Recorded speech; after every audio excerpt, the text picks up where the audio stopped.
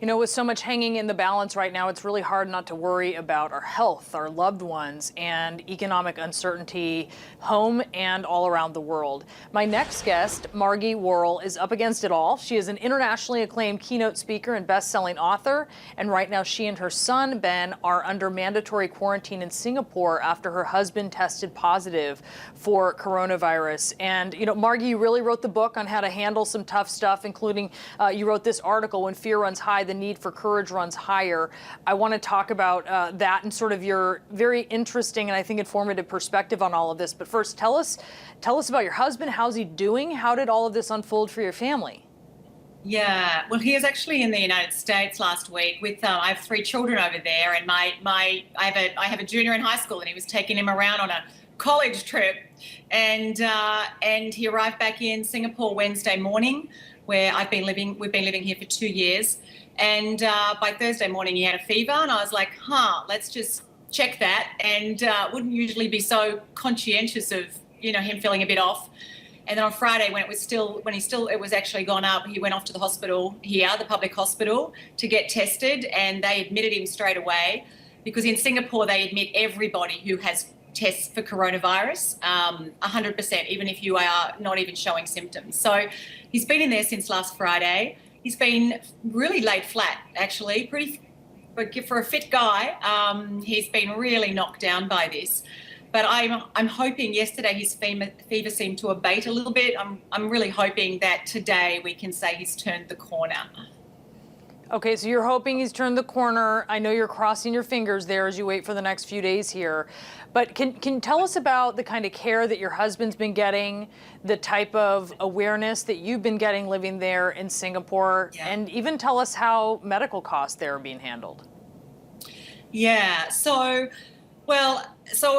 in Singapore back in January, when obviously the outbreak really took root in Wuhan, China, Singapore acted extremely swiftly. Straight away, all the major big events like the big balls and that here, everything was cancelled.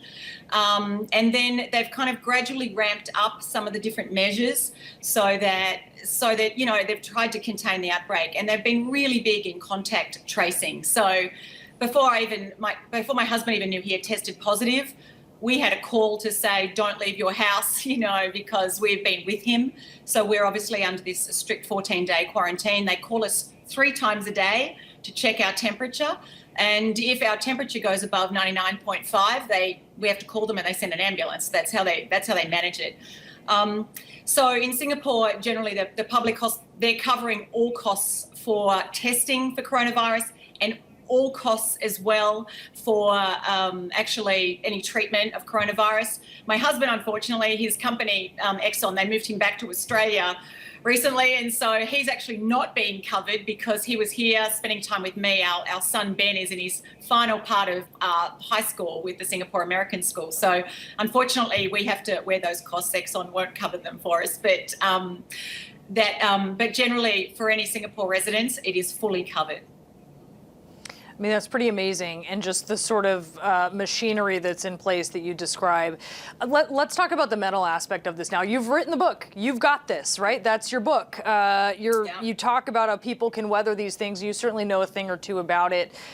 You were actually evacuated from Australia in January because of the bushfires, and now you're dealing with this.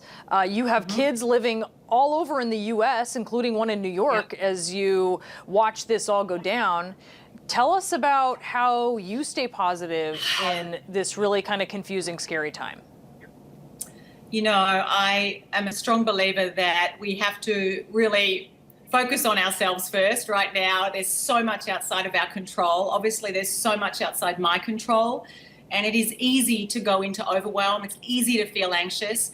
But the more we dwell on what makes us anxious, the more anxious we become. So I've been really intentional, literally walking the talk and the advice in my book, You've Got This, by, just doubling down on what strengthens me, body, mind, and spirit. And so I do a lot of things to just, whether I'm journaling, listening to music, praying, meditating, just keeping in the right headspace and the right heart space so that I can be as calm and brave, but also optimistic too. I really believe that if we stay optimistic and hopeful, this storm will pass, this situation will pass, It will. The world, may feel like it's been tilted off its axis right now, but I know that we're going to get through this. And I believe that, when we stay focused on the good times that are to come and will return, it does really help us ride through these stormy times that much better.